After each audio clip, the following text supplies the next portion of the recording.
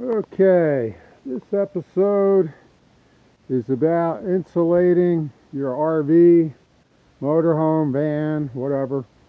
I did 2 episodes previously on insulating RVs.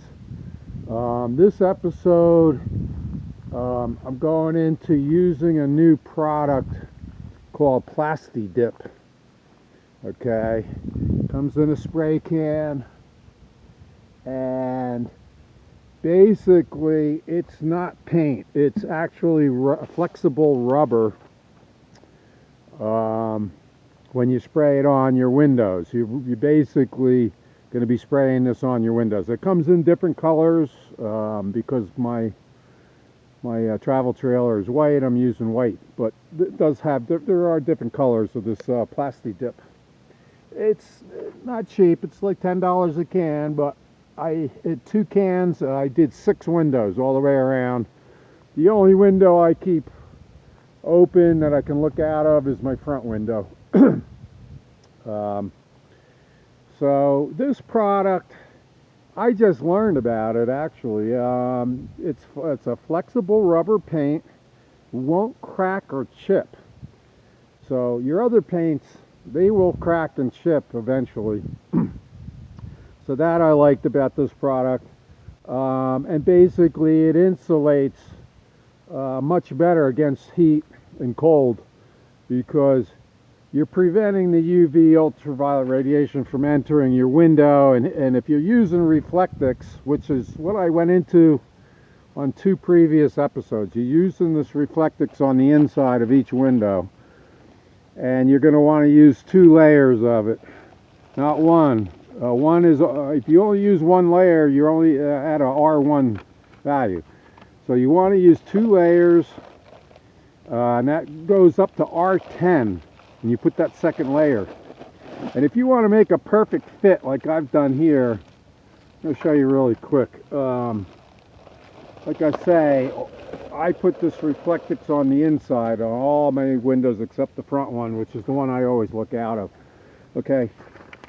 There's a real simple way. If you want, like if you have curves on your, on the corners of the windows and stuff, you put a piece of paper in place on one of the corners, get a magic marker, and you're just going to trace it like that, okay?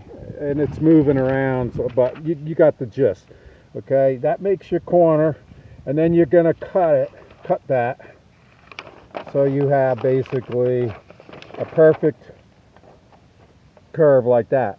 Then you're going to transfer that to your Reflectix, put your magic marker down again, and make your corners after you've cut your length and width from the dimensions of your window. And this way you got perfect corners and a perfect fit. Okay, so that's all that's needed there. It's very simple to retrace. And the other thing about insulating, and I did go into it in my previous videos,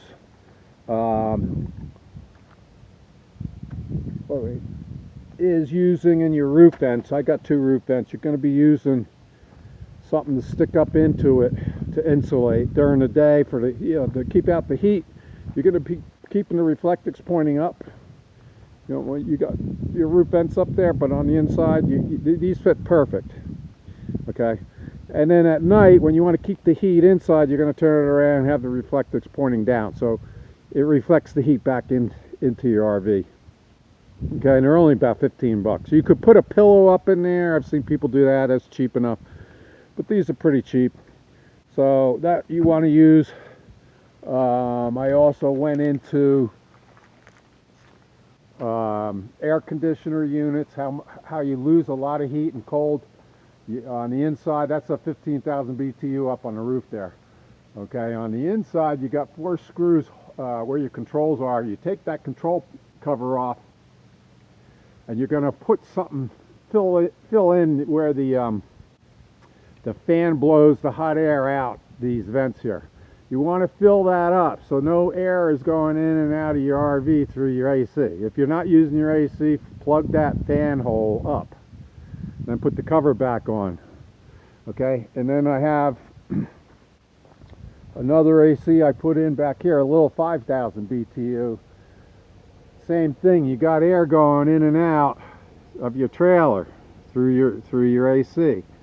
So in this case, on the inside where I have the control panel, I put a cover over it. So there's no airflow going in and out of your RV. Okay, that'll help a lot in keeping the heat out or keeping the cold in, whatever you decide. The biggest culprit is your stove vent. You can see how big that is, and there's a big hole, big huge hole going right into your trailer. So the wind and air and everything goes right in through that big huge hole there and right into your RV. So what I recommend is remove your stove vent, the vent over your stove, and the fan assembly and everything, because that's where it blows out the hot air from your stove. But you really don't need those. They're only put in RVs because of codes. It's a requirement by code.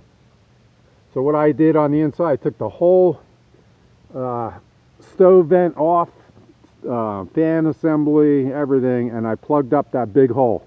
Put insulation in there and plugged it up with just plywood. That's a ton of air comes in and out through here. You don't need it. You can use your roof vents if you're cooking or whatever and it's a little smoky. You can always use your roof vents. I don't know if you can see them, but so anyway, I've used this plastic dip on all my six windows, and I used 2 cans of it, and I just did 3 coats with 2 cans, so it was 20 bucks. And you want to put tape down just so you don't have spray paint going all over everything.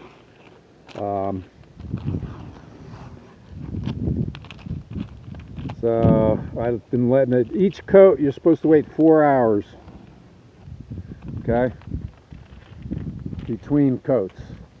So you gotta have a little patience here. Now I'm gonna peel off all the rest of those, and I also did 2 windows on the other side. And like I say, I got Reflectix on the inside, 2 layers, not 1, 2 layers. So this product, if you don't have it on your window, the UV goes through the glass, hits the Reflectix, heats up the air on the inside of your trailer, and then if you haven't put that Reflectix perfectly in place and taped it up all around the edges, then the hot air on the inside just leaks out around your Reflectix. So that's why I spent the 20 bucks to prevent the UV from actually even getting in and hitting the Reflectix. So I believe this is really gonna help out a lot in keeping the heat out if you're camping in the desert, or keeping your heat in if you're in cold weather. I think this product is really good. Now you can get it at auto parts places, auto stores where you get auto parts. And I wrote a few other things down. Let me just tell you here. I crumpled up my paper here. It bonds to almost everything. Let's see. It bonds to metal, wood, glass, rubber, concrete, and even fabrics, believe it or not. It acts as a waterproofer. Like I say, it's a flexible rubber paint. So I guess that's about it.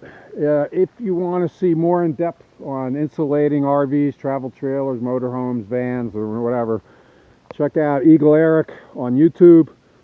When you get to my home page, just click videos on the top, and then it'll bring up about 60 or 70 videos, and just look for 2 that say insulating an RV.